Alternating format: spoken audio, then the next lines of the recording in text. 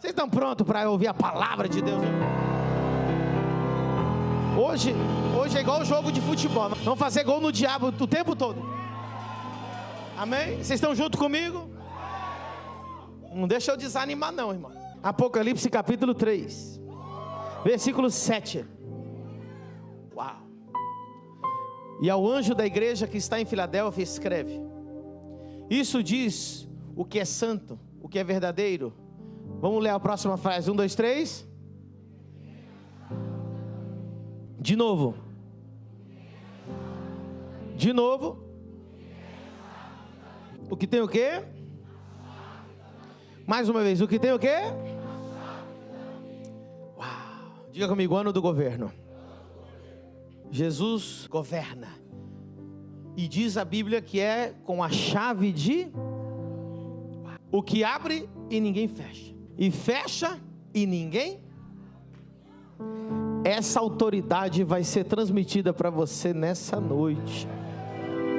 A chave de Davi. Preste muita atenção, porque Davi, ele é muito mencionado na Bíblia. Na verdade, é o homem mais mencionado da Bíblia depois de Jesus Cristo, nosso Senhor e Salvador. Agora, olha que coisa tão forte. Você vai ver em Atos 15, verso 16. Coloca para a gente lá. Depois disto, voltarei. Lembra-se que estamos lendo o Novo Testamento, amém? Voltarei e reedificarei o tabernáculo de Davi, que está caído. Levantá-lo-ei das suas ruínas e tornarei a edificá-lo, para que o restante dos homens busquem ao Senhor. E todos os gentios, as 50 nações sobre quais o meu nome é invocado, diz o Senhor, que faz todas estas coisas. Diga comigo, Espírito Santo, eu abro a minha mente, meu coração e meu espírito para receber a sua palavra e ser transformado por ela, em o nome de Jesus, amém. Diga comigo, chave de Davi e tabernáculo de Davi. Queridos, Jesus aqui em Atos, o Senhor está falando que vai restaurar o tabernáculo de Davi, e que Jesus governa com a chave de Davi.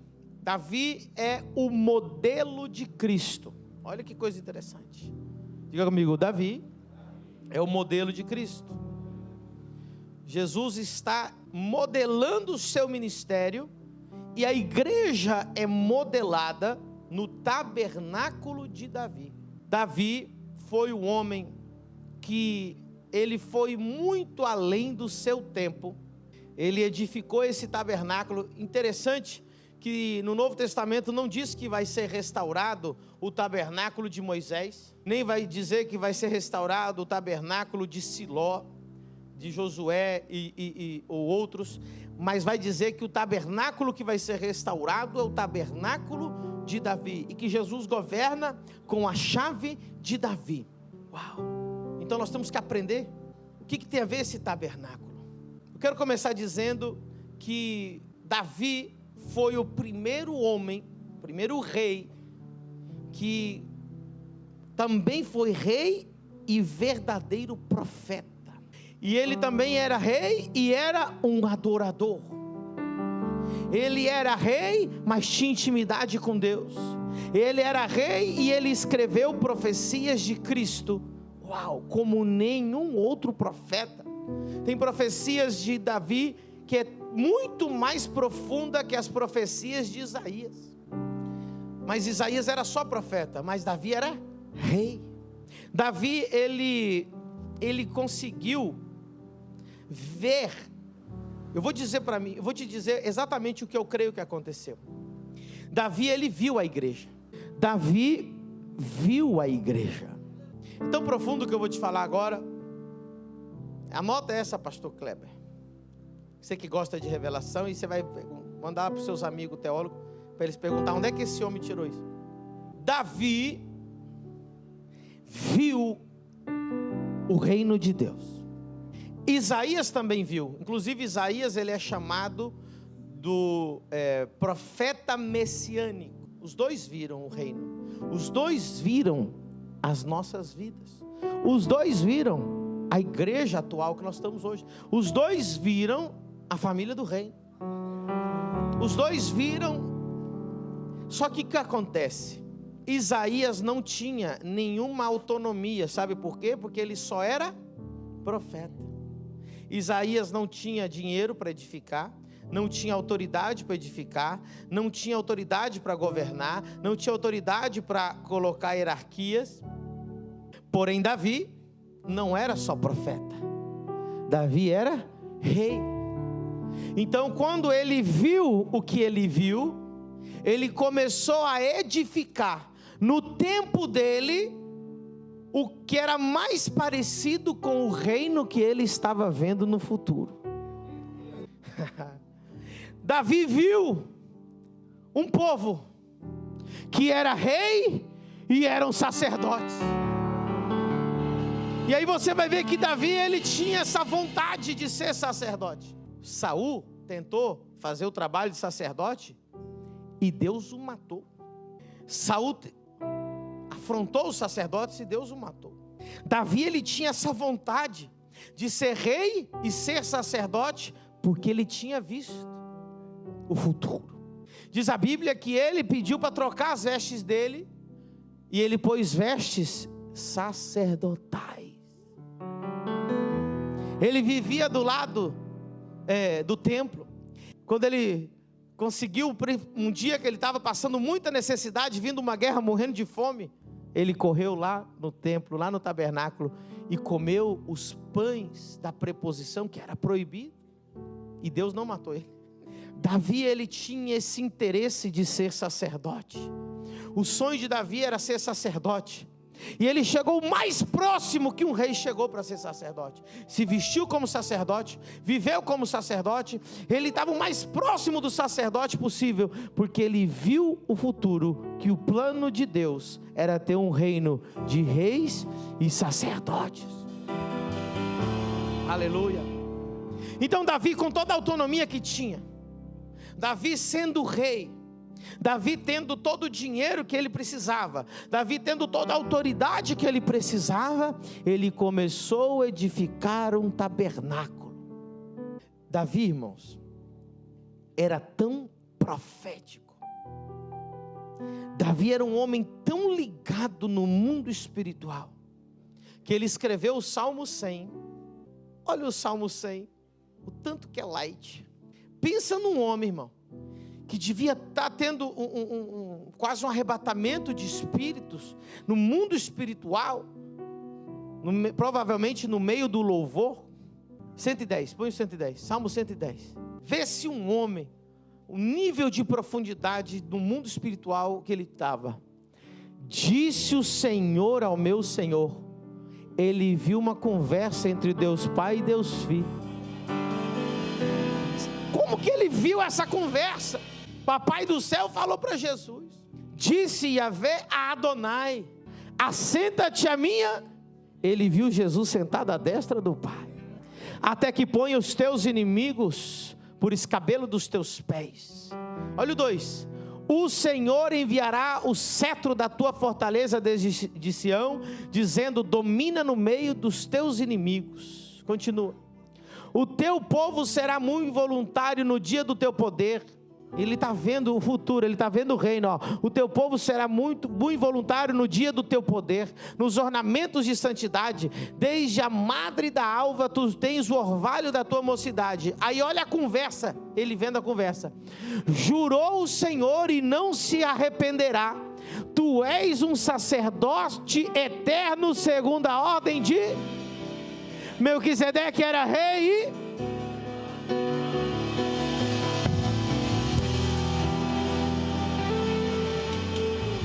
foi o único profeta que conseguiu visualizar o reino de hoje. Ele disse: Deus vai restaurar o reino de reis e sacerdotes. Então Davi era rei, mas brincava de ser sacerdote. Ele não podia.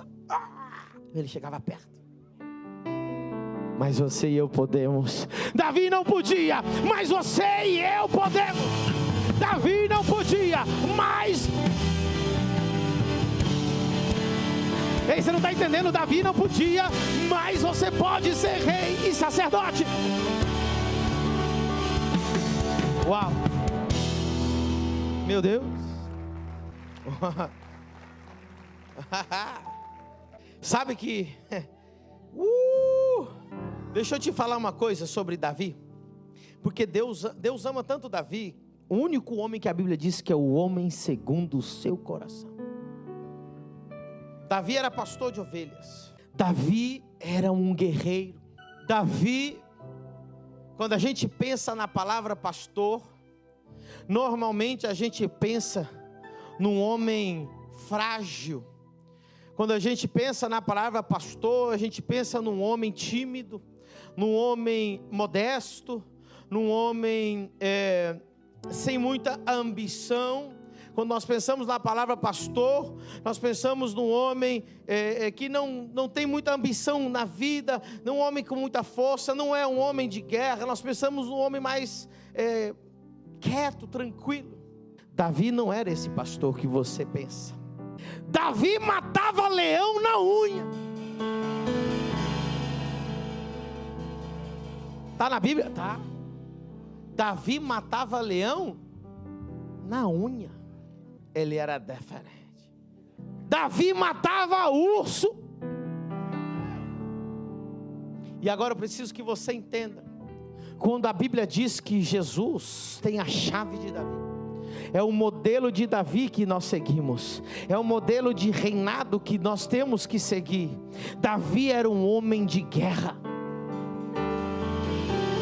Eu vou falar algo do seu pai que talvez você não sabe. O seu pai tem um título, um nome na Bíblia: o Senhor dos Exércitos.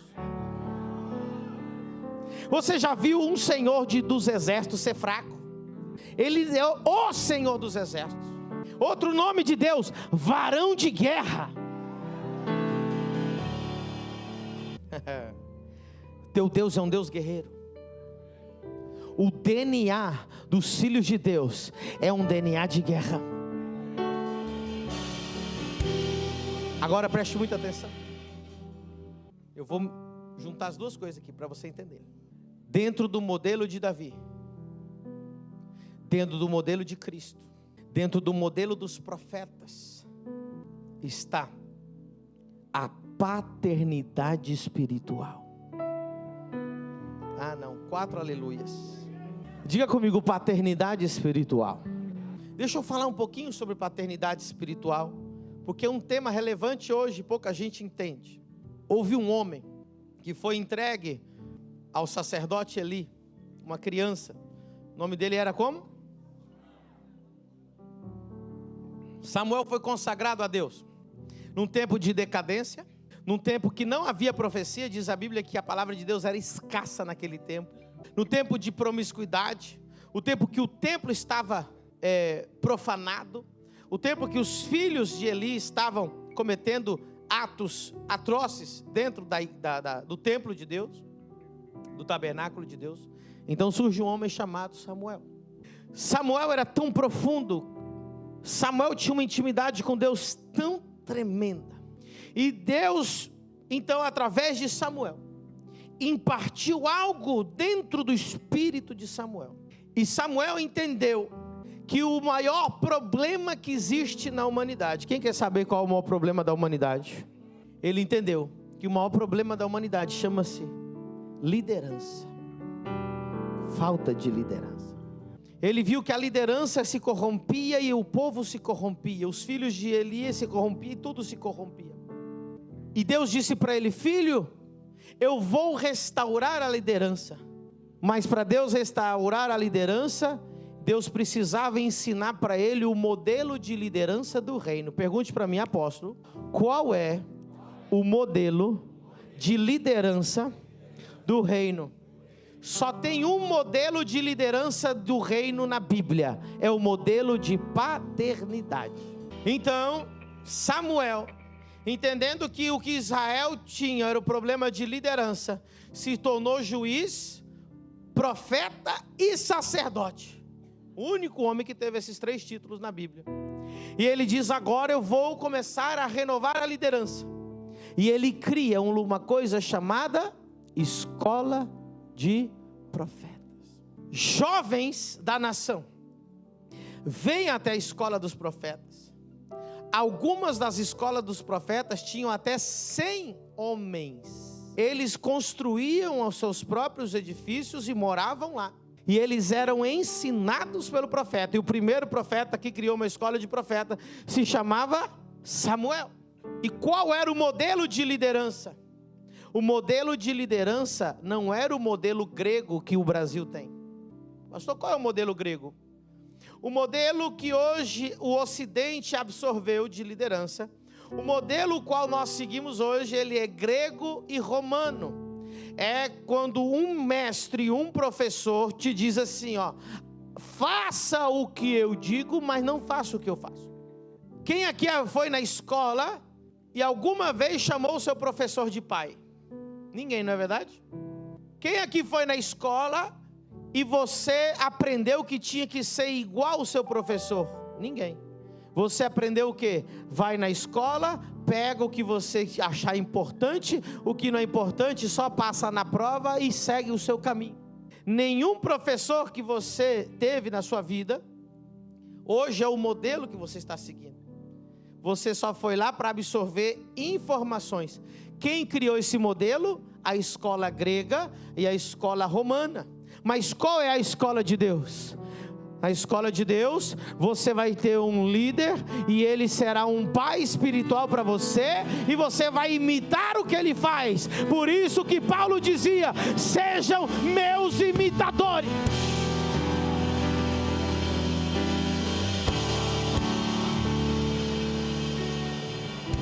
A escola hebraica, ela é definida por paternidade, porque Deus não criou nenhum outro modelo na Bíblia a não ser o modelo da família. Então, quando Samuel vai criar um modelo de escola, ele cria uma escola baseada em quê? No modelo de Deus. Eu vou ser pai, vocês vão ser meus filhos. E como que os profetas chamavam Samuel? De pai. Qual era o título daqueles jovens e homens que moravam lá e estudavam lá? Diga comigo: filhos dos profetas. Eu vou ler alguns textos, porque tem gente que está com a cara de perdido. Parece que eu estou falando japonês aqui. 2 Reis 4:1, só para vocês verem, só para confirmar o que eu estou falando. E uma mulher, interessante que eles não faziam celibato, viu? Mas eles casavam. E uma mulher das mulheres dos filhos dos... Ou seja, essa mulher viúva, ela era casada com um dos filhos dos...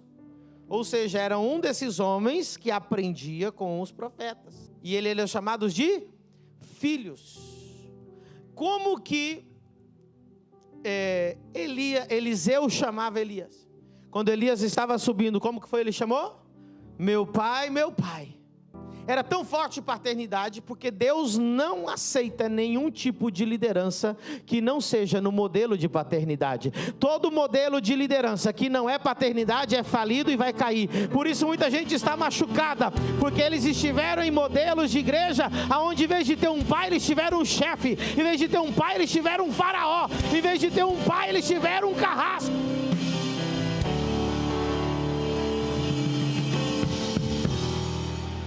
Diga comigo: no tabernáculo de Davi, Deus vai restaurar a paternidade. Vou continuar lendo, porque parece que gente que nunca leu a Bíblia. Quem lembra da história do machado que flutuou? De quem era o machado? Diga comigo: o machado pertencia a uma escola de profetas, que estavam ampliando a escola. Eles estavam com o machado, cortando madeira, para ampliar a escola de profetas. E quem que eles chamaram para resolver o problema? O pai que Eliseu.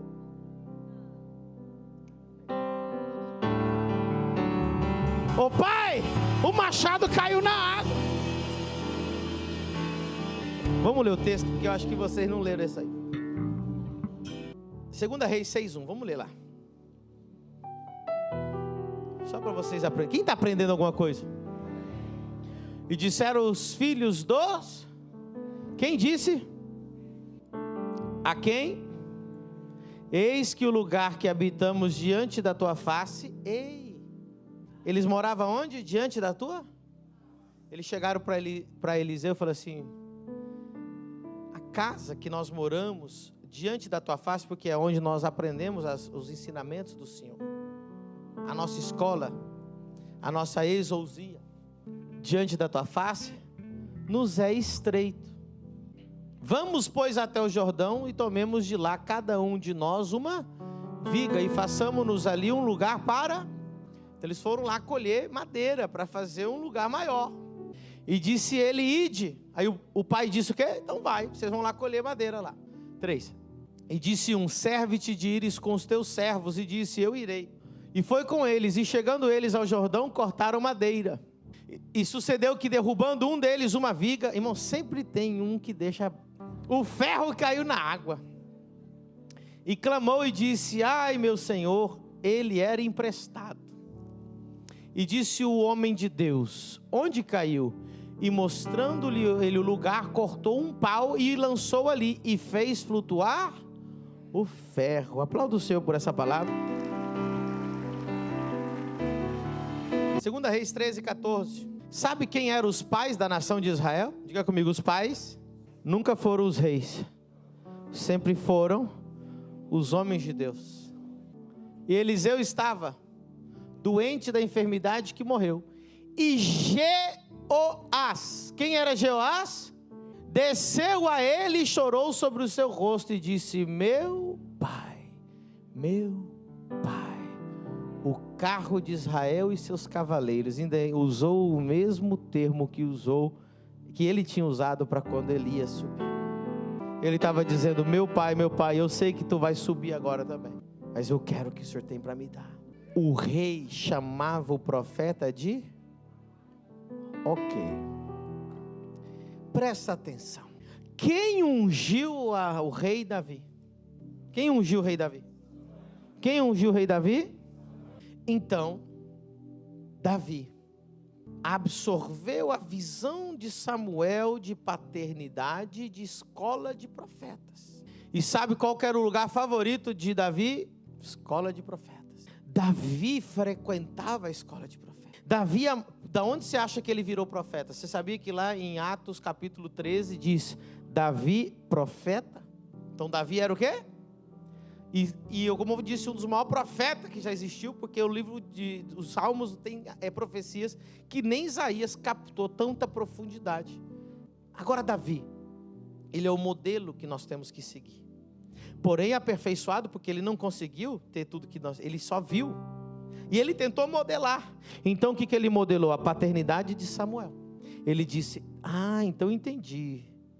O que Deus quer são líderes que sejam pais, porque todo mundo estava cansado de líderes que eram somente reis, líderes que eram faraós, líderes que tinham o povo como servos. Mas Davi entendeu, Deus quer líder que seja pai. Ele absorveu a paternidade de Samuel, ele absorveu o que ele tinha aprendido na escola de profetas. Quando Davi foi perseguido, quando Davi fugiu de Saul, porque Saul queria matá-lo, porque aqui nós vemos os dois tipos de liderança. A liderança de Saul, que é a liderança que não tem paternidade, que compete com aqueles que estão debaixo dele, porque não todo mundo que está debaixo dele, que aparece um pouco mais, ele abafa porque ele tem medo. Mas na paternidade é o contrário, a glória do pai é que seus filhos sejam maiores que eles. Por isso Jesus disse, vocês farão obras ainda.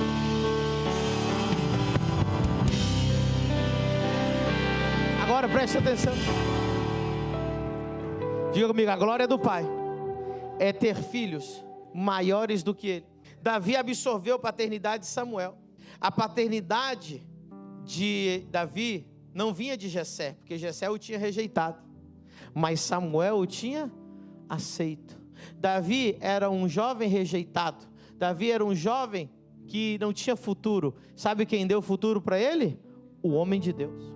Quando chegou a vez dele de ser líder, ele fugindo de Saul, ele tinha a unção de Deus.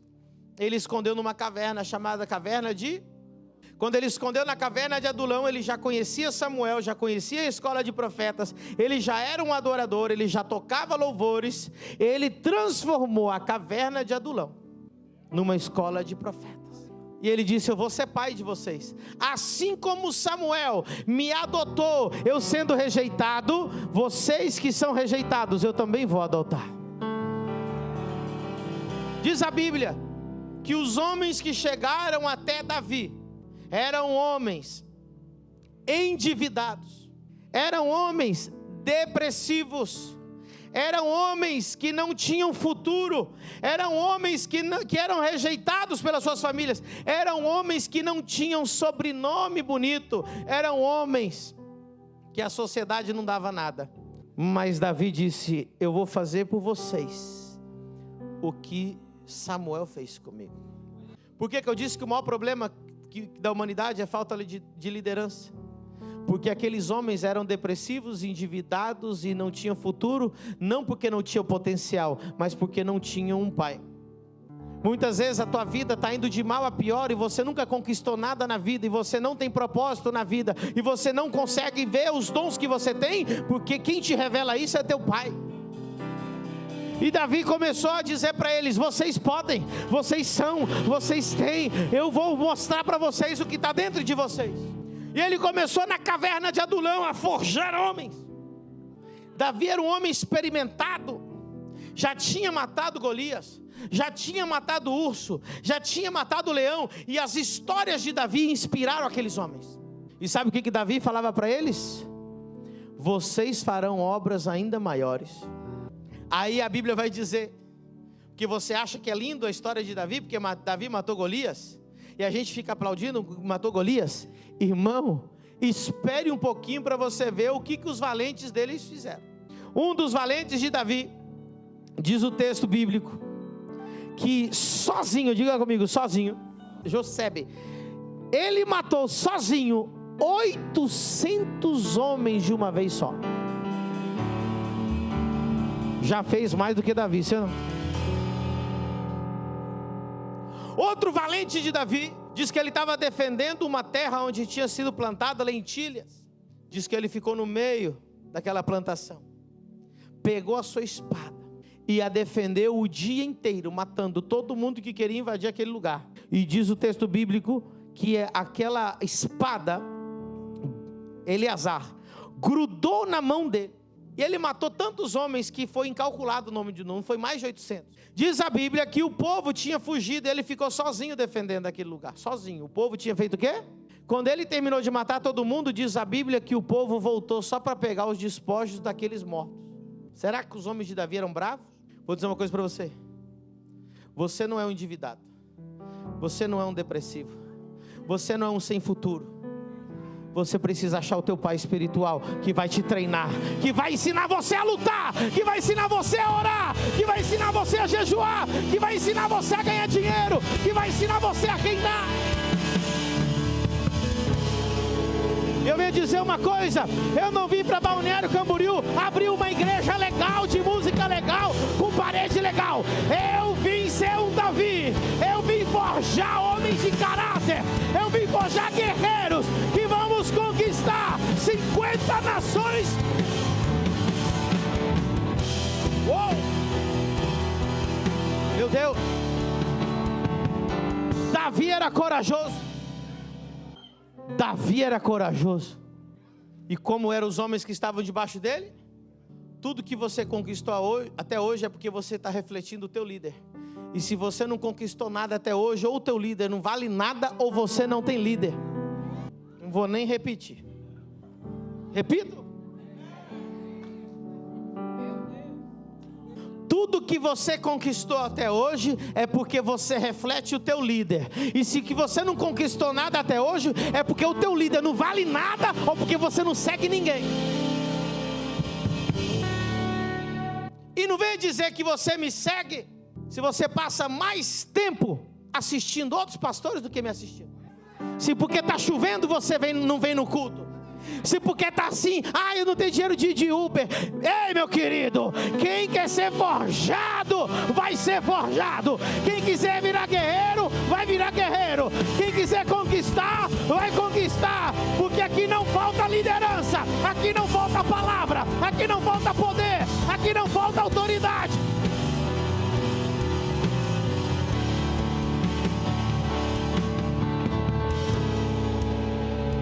filhos aqui para provar.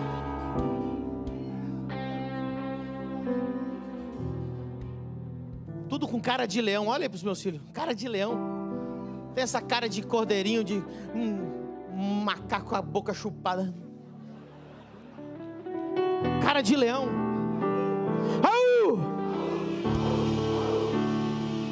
Deus gosta de gente guerreira.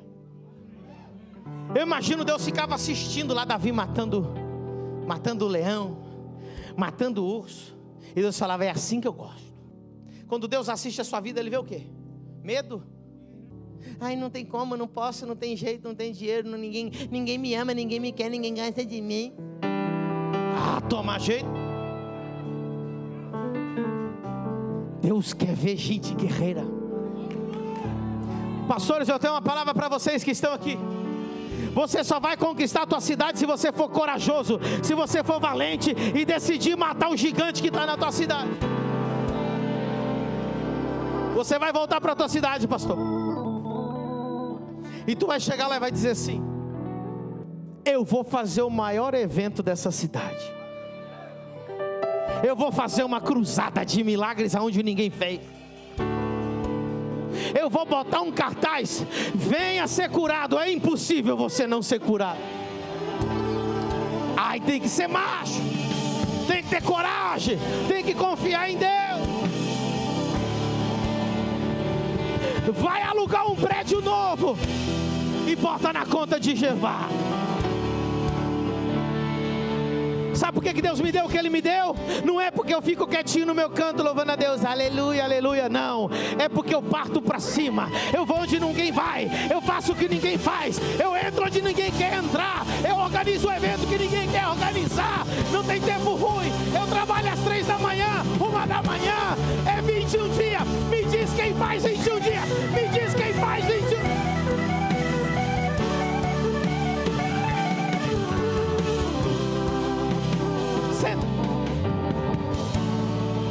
Não tem tempo ruim não, meu filho.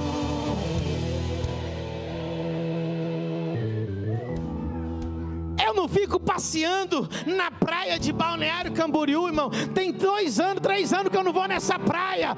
A minha praia é expulsar demônio, curar enfermo, ganhar alma. Eu não sou pastor. Pastor boêmio. Pastor boêmio, ele põe aquele chapeuzinho.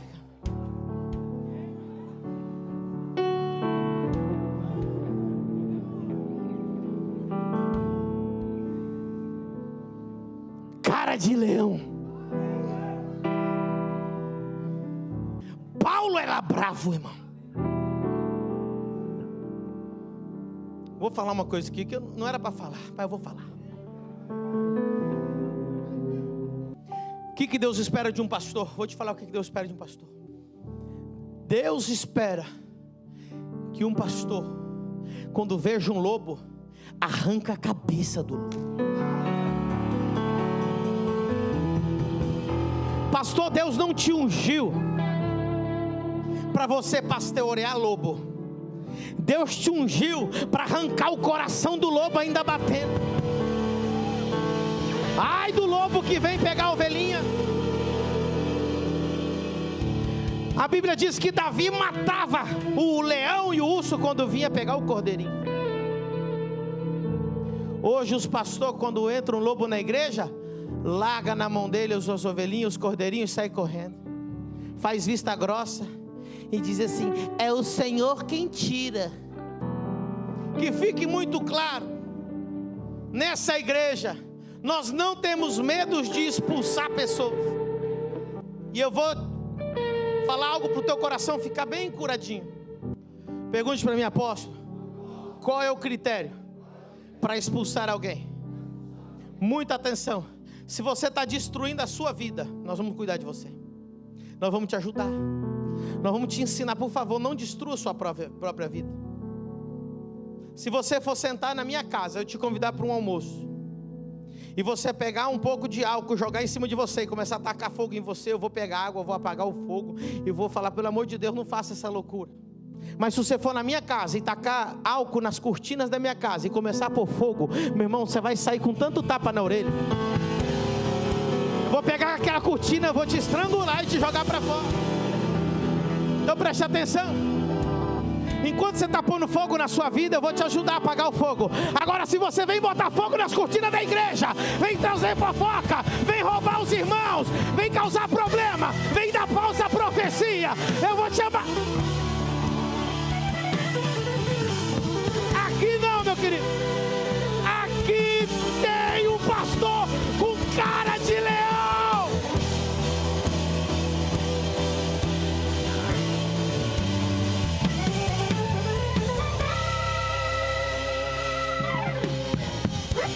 Ai, quem que ele acha que é? O pastor. Vem montar pirâmide aqui para você ver. Vem dar golpe aqui para você ver. Vem dar profecia. Aqui tem pai.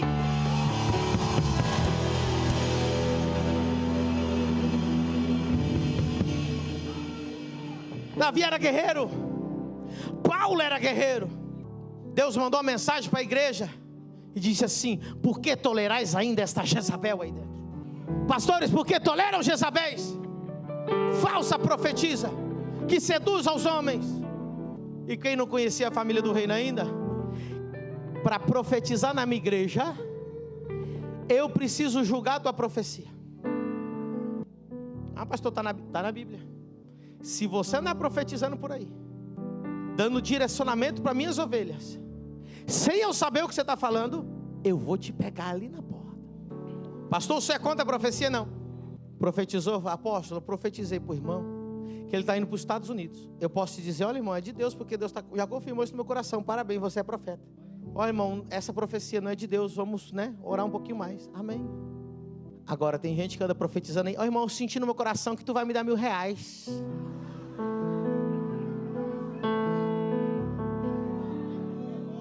Ah, irmão, eu estou sentindo no meu coração que tu vai abrir outra igreja aqui em Balneário. Eis que eu te digo de mim mesmo: tu largarás o teu marido e ficarás comigo. É demônio.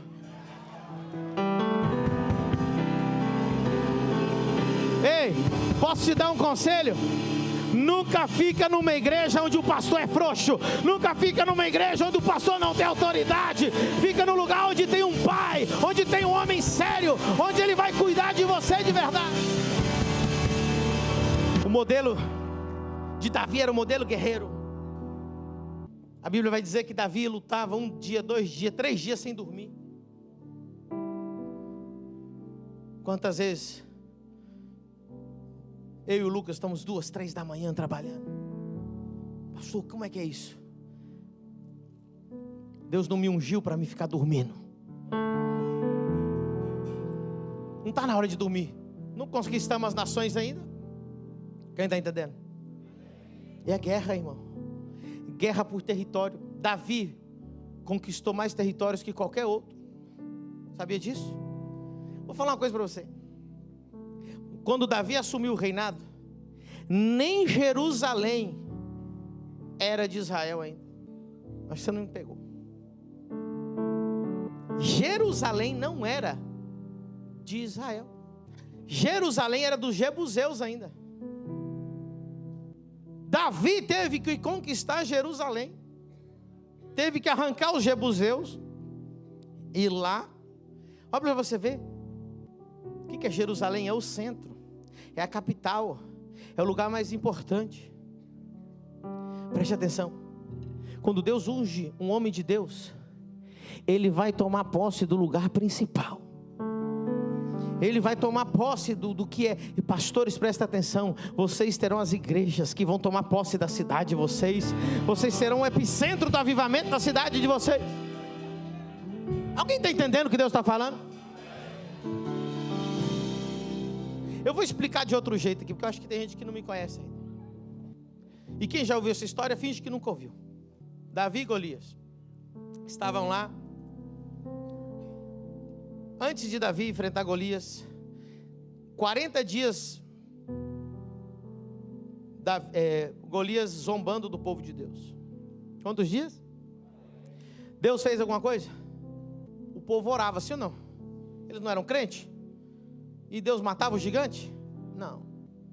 Porque Deus nunca inicia uma ação. Na Bíblia você vai ver que o céu não age, o céu reage.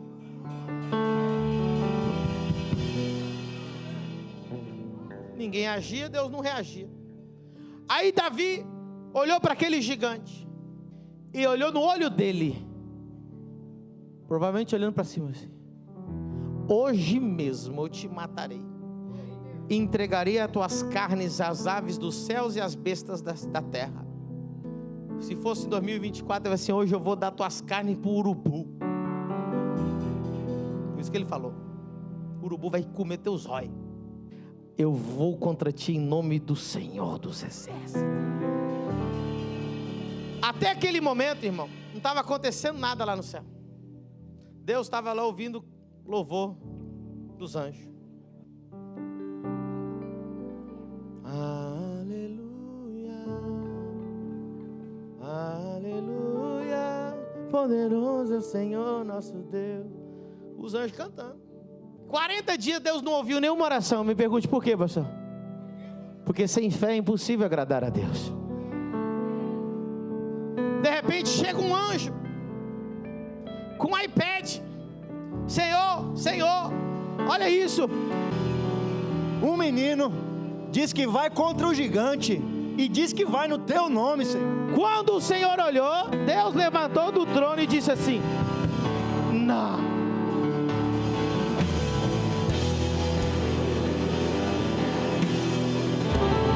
Nós faremos o Senhor se levantar do seu trono em Balneário Camboriú. Vamos fazer algo tão grande que Deus vai olhar do céu e vai dizer: não! Até que enfim alguém acreditou. Até que enfim alguém vai fazer alguma coisa. Até que enfim alguém vai construir um templo para 12 mil pessoas. Até que enfim alguém vai fazer uma cruzada. Até que enfim alguém vai construir a escola. Até que enfim alguém vai fazer a universidade. Até que enfim alguém vai fazer a maior ONG. Eu sinto que Deus está na metade do caminho para se levantar. Você está se levantando.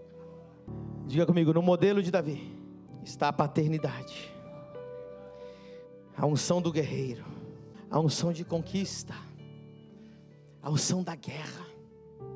Você precisa conhecer hoje o Senhor dos Exércitos, o poderoso guerreiro.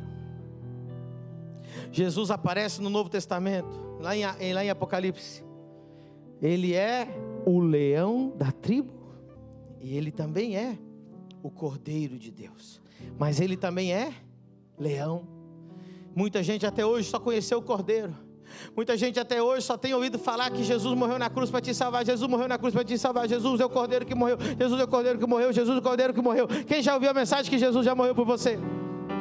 Então, se já ouviu, agora eu vou pregar para você: Jesus é o leão da tribo de Judá, que trouxe o reino dele para a terra, para destruir principado, potestade, toda enfermidade, toda artimanha do diabo, toda obra do Satanás, toda pobreza, toda miséria, toda escassez, toda depressão, toda angústia, para tomar territórios, para conquistar nações.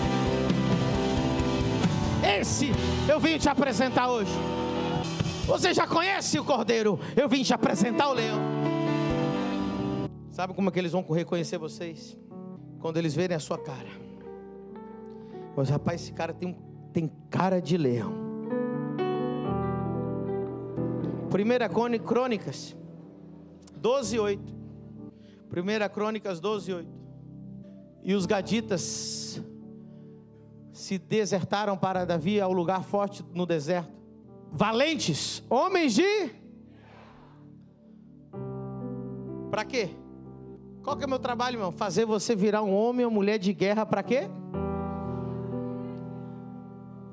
Armados com escudo e com lança. E os seus rostos eram como os rostos de leões. Sabe o que eles vão dizer? Eu acho que você é da família do reino, porque tu tem cara de leão. Não, mas mais cordeirinho, cara de leão. Olha aí pra cara do Leandro, cara de leão. Olha pro Anderson, cara de leão. Olha a cara do Rivaldo, é cara de leão. Olha o pastor Dan. Quem está pronto para fazer o que ninguém fez? É bom que o nosso futuro prefeito esteja aqui. Prefeito, nós vamos tomar essa cidade para Jesus Cristo. A praia de Balneário Camboriú, as ruas de Balneário Camboriú, os terrenos que não foram edificados ainda, pertencerão ao nosso Rei dos Reis, ao Senhor dos Senhores.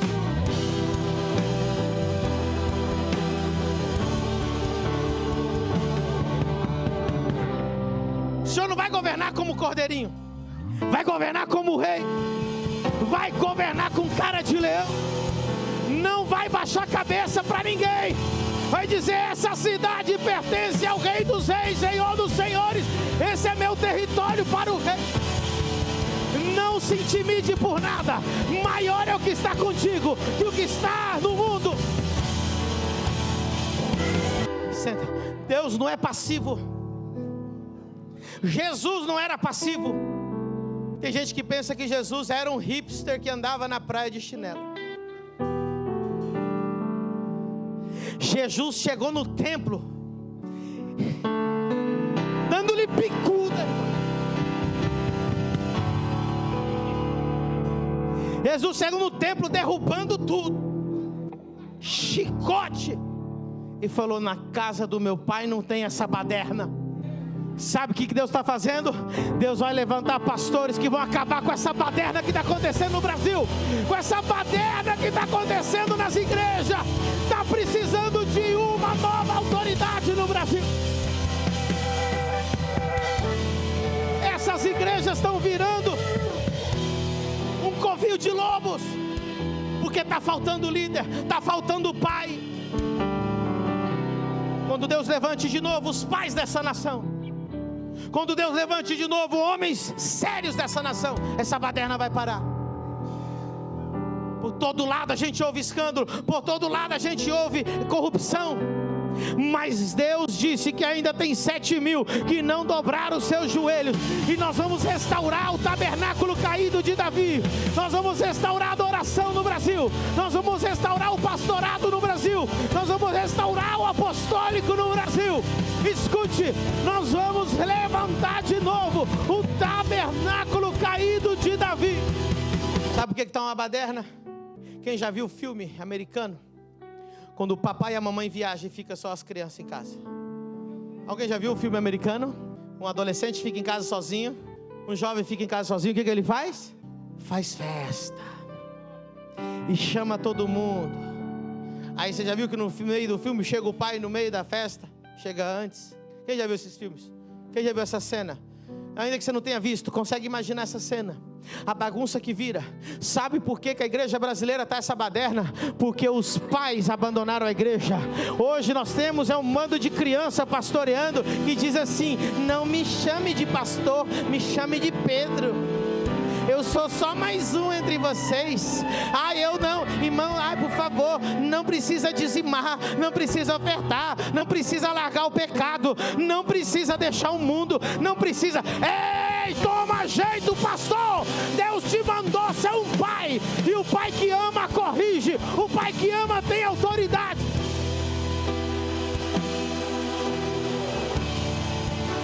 Eu sou mais um entre vocês, eu não sou pastor.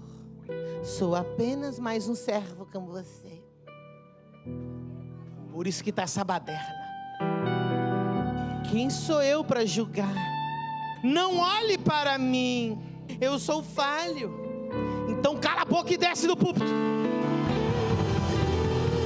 A Bíblia diz: se você não tem moral, então desce. Porque a Bíblia que eu leio diz assim: sejam meus imitadores como eu sou de Cristo. Orem como eu oro, jejua como eu jejuo, tenha santidade como eu tenho santidade. O dia que eu chegar aqui e falar: irmãos, é o seguinte, não me imitem mais, não olhem mais para mim, eu vou renunciar, vou virar empresário, vou fazer outra coisa. O tabernáculo caído de Davi precisa ser restaurado. A chave de Davi precisa ser reestabelecida. Pastor, você não tem medo que as pessoas não gostem de você? Não. Só não gosta de mim quem é rebelde. Só não gosta de mim quem não gosta de autoridade. Só não gosta de mim quem não gosta de cura, milagre, unção, poder, palavra, autoridade, conquista. Quem não gosta de mim, tem gente que é medíocre, que gosta de coisa pequena e tem medo da unção de Deus. Quem está entendendo? Deus não me chamou aqui para te agradar. Você não paga minhas contas? Eu sei quem me chamou e quem paga minhas contas. Eu sei quem me respalda e deu a unção que eu tenho. Eu sei porque quando eu oro, o cego vê, o coxo anda, o mudo fala, o surdo ouve. Porque eu agrado a Ele. E comigo no modelo de Davi.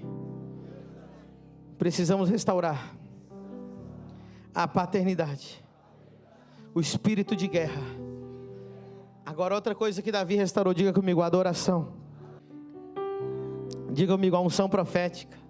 É isso que tinha no tabernáculo de Davi. Diga comigo, tinha pai, tinha o profético, o espírito de conquista e a adoração profunda. Davi foi o primeiro homem que de fato juntou o profético com a música, com a adoração e criou o tabernáculo de Davi. Enquanto cantavam, adoravam, aleluia. Enquanto salmodiavam, diz que o Espírito Santo descia sobre eles. Sabe com quem que ele aprendeu? Na escola dos profetas. Não foi Eliseu que disse que ele queria profetizar? Ele disse, tragam para mim um tangedor, um músico. Nós vamos restaurar também, igreja, a música que está conectada com o céu. Música de verdadeiros adoradores. O tabernáculo será restaurado. Deixa eu dizer algo para você. Você precisa de um pai espiritual. Você escolhe até onde você quer ir. Você sabia que Jesus não inventou o batismo? Você sabia que João Batista não inventou o batismo? O batismo naquele tempo era uma prática comum. E os mestres daquela época, todos batizavam. E o que representava o batismo? Lembra que eu falei que nós não somos da escola grega, nós somos da escola hebraica, da escola bíblica, da escola de Samuel. Então preste atenção. A escola hebraica do tempo de Cristo era a seguinte: um mestre, um rabi, alguns discípulos ele chamava, mas a maioria decidia segui-lo. E qual era o ritual de iniciação para seguir o mestre? Batismo. O batismo significava o seguinte: antes do batismo de arrependimento bíblico, que nós seguimos hoje, o batismo que havia antes de Cristo era: eu vou ser batizado por ti, declarando que eu, assim como eu nasci de água, das águas da minha mãe, eu vou sair dessas águas num novo nascimento, para ser o teu seguidor. Deixarei de viver para mim, deixarei de ser eu mesmo e serei o teu imitador. Eu me submerjo em toda a tua doutrina. Jesus tinha pecado? Então por que ele se batizou? Jesus estava dizendo: eu me submeto a toda a doutrina de João Batista, porque o que ele está falando é verdade. Eu me submeto à sua paternidade, eu me submeto à sua autoridade, eu seguirei os seus ensinamentos e continuarei os seus ensinamentos. Inclusive, Jesus perguntou para os discípulos: quem dizem que eu sou? Alguns diziam que ele era João Batista ressuscitado. Jesus era um imitador de João Batista. Jesus disse: eu me submeto para ser o que o Senhor ensinar. Depois Jesus criou o batismo do arrependimento para sermos igual a Cristo. Então preste atenção. E aqui vem para a gente encerrar. Quer saber qual é o segredo? Quer saber qual é o tesouro? Vocês querem que eu fale o segredo? O maior segredo, a coisa mais rara que existe na terra, é você descobrir quem é o ungido. Europa, sabe qual que é o problema da Europa? Que não achamos ungidos. Sabe por que tem cidades que não acontece nada? Porque não há ungidos. Sabe por que a caverna de Adulão deu certo? Porque Davi era um ungido. O segredo não é ir aonde está o palácio. O segredo é achar. O ungido não estava no palácio. O ungido estava na caverna. Jesus, quando foi iniciar o ministério dele, ele não foi no palácio, nem foi no templo, nem foi na sinagoga, porque o ungido não estava no templo, não estava na sinagoga, nem estava no palácio, estava no deserto.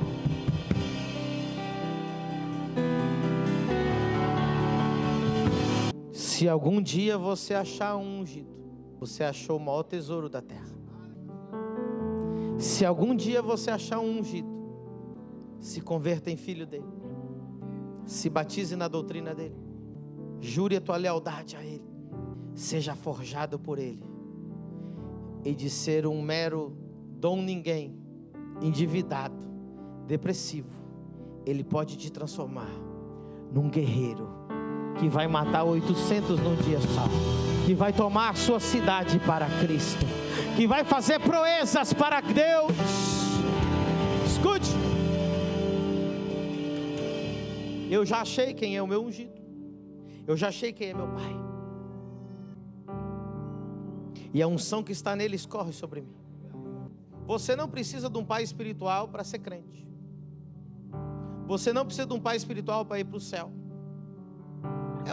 É uma opção, irmão. Ninguém é obrigado a ter um pai espiritual.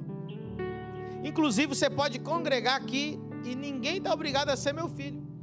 Você decide o nível que você quer ir. Você pode simplesmente vir aqui, bater cartão, cumprir com Deus. Você pode me chamar do jeito que você quiser. Você pode falar assim: o pastor da igreja, família do reino. Tem gente aqui que eu sou o pastor da família do reino. Tem outros que eu sou meu pastor. Já mudou, né? Quem está pregando para você agora? O pastor da igreja ou o seu pastor? Você decide. E para alguns eu sou pai. Pastor e pai, as duas coisas. Mas você que escolhe até onde você quer ir. Presta atenção. Eu não quero vocês me chamando de pai. Fica até esquisito os visitantes falando: me chamando um homem de pai. Seja no teu coração. Me chame de apóstolo, de pastor. Sabe o que está acontecendo hoje? Tem gente virando filho de coach. Como que eu sei? Porque quem tem o DNA fala e se comporta como seu pai. Não precisa falar que o meu filho é meu filho, basta você olhar para ele e você falar: rapaz, mas como parece com o apóstolo? Tem gente que não tem nada a ver com o pastor e tem tudo a ver com o coach. Imagina você chegar no final da tua vida e dizer: o meu DNA era do coach. Terminei a vida, você tinha uma Bíblia na tua cara, mas em vez de aprender Bíblia, você aprendeu PNL. Em vez de aprender Bíblia, você aprendeu vendas. Em vez de aprender vida, você ficou alimentando um coach a vida inteira, comprando os cursos dele. Pastor, o senhor é contra? Não. Tenha ele como um mestre. Tenha ele como alguém que te ensina vendas. Tenha ele como alguém que vai acrescentar alguma coisa para a tua empresa. Mas ache quem vai ser o homem de Deus que vai te guiar para a terra prometida.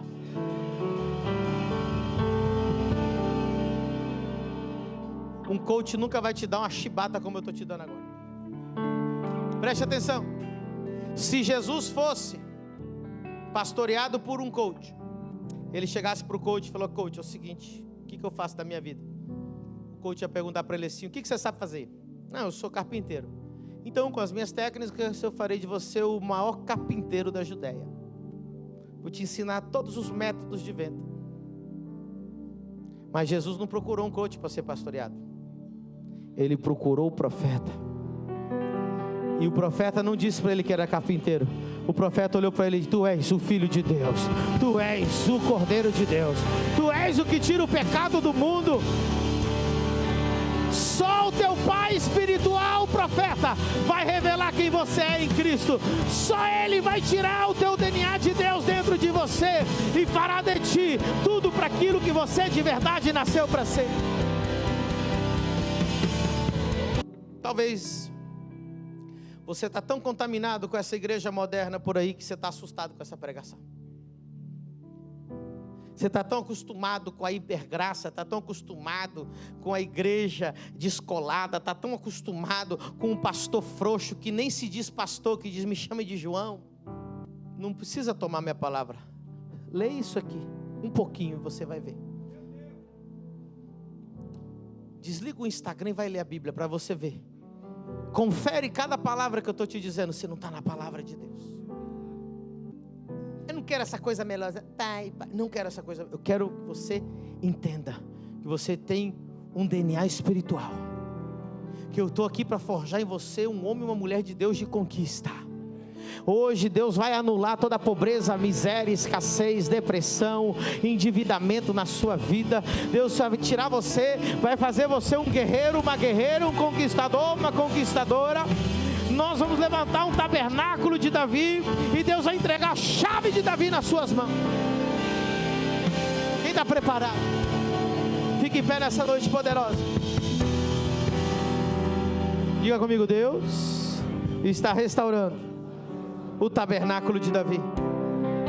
Vamos ver as coisas que tiram o tabernáculo de Davi. Diga comigo: paternidade, adoração, espírito de guerra, toma de território, a unção profética. E sabe o que é o tabernáculo de Davi? Nada mais, nada menos que a igreja do Senhor Jesus Cristo. O que a igreja de Jesus Cristo tem que ter? Diga comigo: paternidade. Leia o Novo Testamento. João sempre está dizendo filhinhos, filhinhos, filhinhos, filhinhos. Paulo sempre está dizendo filho, filho, filho, filho. Paulo dizia: sejam meus imitadores, forjando filhos. Alguém está entendendo o que Deus está falando?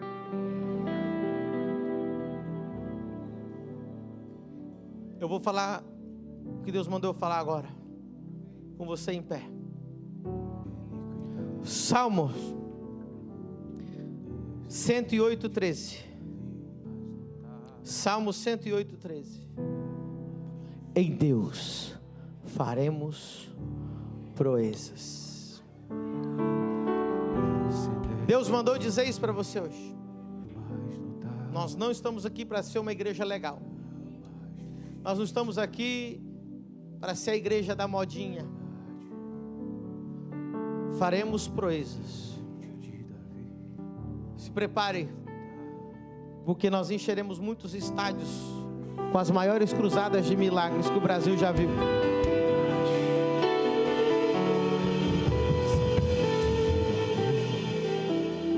Eu me vejo como na caverna de Adulão. Davi dizia: nós vamos reinar, nós vamos governar, nós vamos tomar Jerusalém. Tem dois tipos de pessoas na caverna de Adulão: aqueles que acreditam e deixam ser forjados, e aqueles que dizem: rapaz, esse homem é doido, esse homem é maluco. Deus só precisa de um louco, irmão. Deus está atrás de um louco que acredita.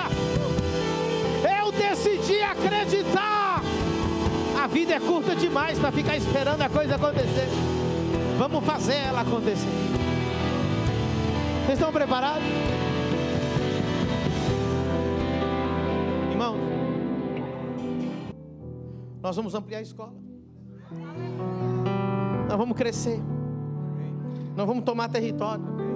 Nós vamos ter 50 ônibus. Nós já temos 2, nós vamos ter 50. Nós vamos ter lugar para 3.000. Agora eu vou aumentar 5.000 jovens morando no nosso Instituto de Formação e Capacitação Ministerial. Espero que você tenha sido muito abençoado com essa pregação.